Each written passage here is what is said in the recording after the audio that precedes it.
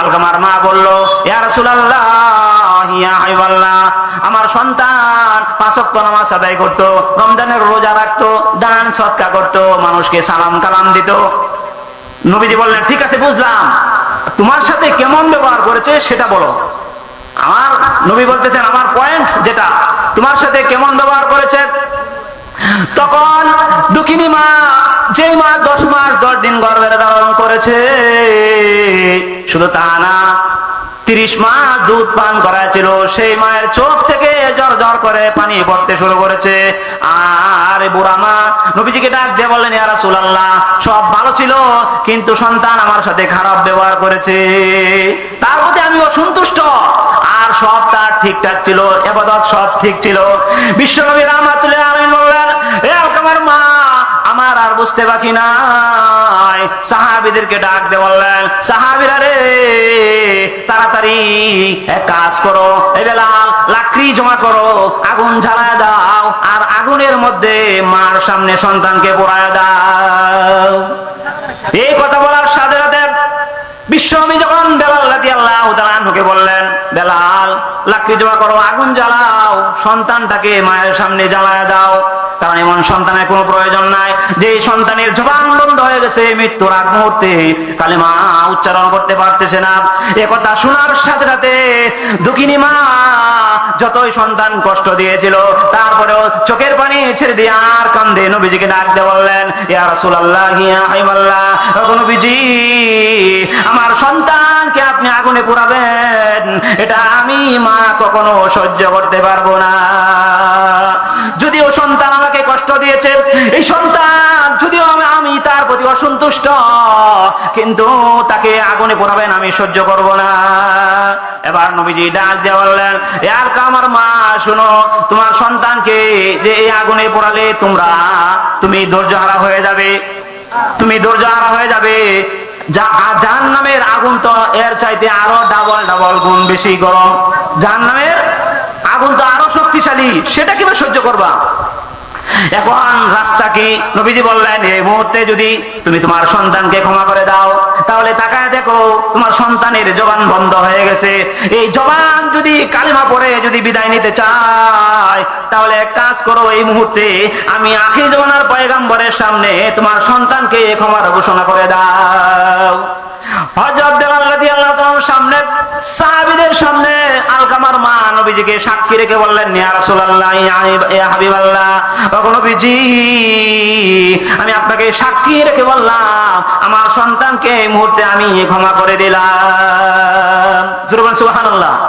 আমার মুসলমান ভাইরা, ক্ষমা করে দেওয়ার সাথে সাথে আল্লাহর নবী বিশ্ব নবী রাহমাতুল লিল আলামিন বেলালকে ডাক দিয়ে বললেন, বেলাল রে, তাড়াতাড়ি দৌড়ে চলে যাও, মৃত্যুর সময় মনে হয় প্রায় শেষ হয়ে গেছে, তাড়াতাড়ি যাও, যায় দেখো আলকামার মা যেহেতু সন্তানকে ক্ষমা করে দিয়েছে, যায় দেখো তার কি অবস্থা, কালেমার তালকিন হচ্ছে কিনা, মুখের যে জবান বন্ধ হয়ে গিয়েছিল সেই জবানটা ছুটছে কিনা, তাড়াতাড়ি যায় দেখো। বেলাল রাদিয়াল্লাহু তাআলা নবীজির অর্ডার পেয়ে দৌড়ে চলে গেলেন। যাওয়ার পরে যখন আলকামার ঘরের বারান্দায় যখন চলে গেলেন, আলকামা রাদিয়াল্লাহু তাআলা নূর জবান খুলে গেছে, কালিমা লা ইলাহা ইল্লাল্লাহ পড়তেছে, লা ইলাহা ইল্লাল্লাহ পড়তেছে। বেলাল রাদিয়াল্লাহু তাআলা বলেন, আমি শুনতেছি। বলেন সুবহানাল্লাহ। বেলাল রাদিয়াল্লাহু তাআলা বলেন, আমি যখন ঘরের ভিতরে গেলাম, ঘরের ভিতরে যাইতে দেরি হয়েছে, আলকামা দুনিয়া থেকে কালেমা পড়ে বিদায় নিতে আর একটা সেকেন্ড দেরি হলো না। আমার মুসলমান ভাইরা, বিশ্ব নবী রাহমাতুল লিল আলামিন কিয়ামত পর্যন্ত এই শিক্ষা দিয়েছেন, যদি তোমরা কারো, এ দুনিয়ার মুসলমান, যদি জবান বন্ধ হতে না চাও, মৃত্যুর পূর্ব মুহূর্তে যদি কালিমা লা ইলাহা ইল্লাল্লাহ পড়ে যদি মৃত্যুবরণ করতে চাও, আল্লাহর ডাকে আল্লাহর কাছে হাজিরা দিতে চাও, তাহলে শুনে রাখো, মা বাবার সাথে কখনো খারাপ ব্যবহার করবা না। এই জন্য আল্লাহ বলেন, ওয়াসাইনাল ইনসানা বিওয়ালিদাইহি ইহসানা। আমার মুসলমান ভাইরা, আলকামা রাদিয়াল্লাহু তাআলা যখন দুনিয়া থেকে বিদায় নিয়ে চলে গেলেন। সাহাবীরা গোসল করায়া, সাহাবীরা যখন লাশ নিয়ে কবরের দিকে যায়, নবীজি পিছনে পিছনে যায়। যখন কবর দেওয়ার শেষ করলেন, সাহাবীদেরকে বললেন, সাহাবীরা রে একটু দাঁড়াও, সকলে কবরে বসে দাঁড়াও। নবীজি এই ব্যক্তির বিদায়ী বক্তব্য ভাষণ পেশ করলেন। নবীজি বললেন, সাহাবীরা রে এই আলকামার অবস্থা তো তোমরা পর্যবেক্ষণ করেছো, তাদের অবস্থা তার অবস্থা তোমরা অবশ্যই অবগত আছো।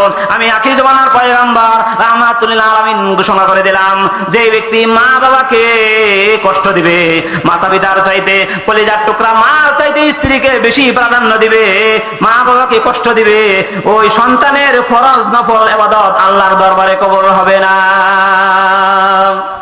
এই জন্য মাওলানা রুমি রাহমাতুল্লাহ আলাইহি বলেন, খিদমতে মা দর পে দর কুন ইখতিয়ার, খিদমতে মা দর পে দর কুন ইখতিয়ার, তাকে বাসি দর্দ আলম বখতিয়ার, তাকে বাসি দর্দ আলম বখতিয়ার। খিদমতে মা দর পে দর কুন সুবহ শাম, তাশবি আজমাল দৌলত নেকুনাম। মাওলানা রুমি রাহমাতুল্লাহ আলাইহি বড় বুজুর্গ ছিলেন, উনি ফার্সি ভাষায় বলেছেন, মাতা পিতার খেদমত সেবা যত্ন যদি সকাল সন্ধ্যা করো, আল্লাহ পাক রব্বুল আলামিন তোমাকে কোনো দিক দিয়ে তোমাকে ঠকাবে না। আমার মুসলমান ভাইরা, এটা হলো সংক্ষিপ্ত ঘটনা। মাতা পিতার সাথে অবাধ আচরণ করলে, এই জন্য মা বাবাকে কোনো কষ্ট দেওয়া যাবে না।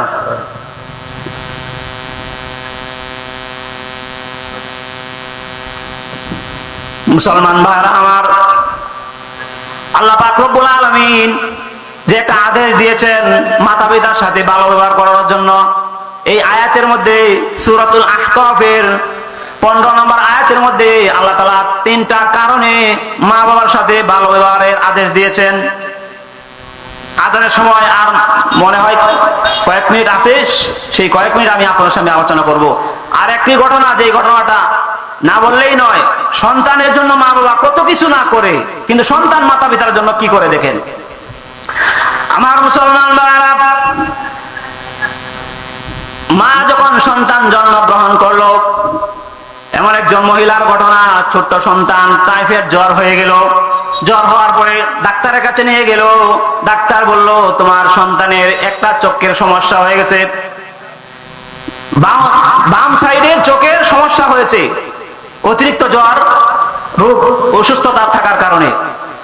তখন মাকে বলল, আপনি আপনার সন্তানের জন্য তাড়াতাড়ি একটা ব্যবস্থা করেন। মা বলল, তাহলে কি করব? যে চোখ পাল্টাতে হবে, যে চোখের সমস্যা সেই চোখটা পাল্টাতে হবে। এখন মা কি করবে? বাবা তো মারা গেছে, ছোটবেলা বাবা মারা গেছে। এখন মা এই দিক দৌড়ায় আর চিন্তা ফিকির করতেছে যে এখন কি করা যায়। আমার কাছে এত টাকা নাই যে আমি আরেকটা চোখ ক্রয় করে এনে লাগাবো বা অপারেশন করব, এত টাকা আমার কাছে নাই, কি করব? সেই মা দৌড়াদৌড়ি করে ডাক্তার আবার খবর দিল, এ মা তাড়াতাড়ি কাজ করো, যদি সেই চোখ পরিবর্তন না করো তাহলে ডানের যে চোখ আছে সেই চোখটা নষ্ট হয়ে যাবে, তোমার সন্তান কিয়ামত পর্যন্ত অন্ধ হয়ে যাবে।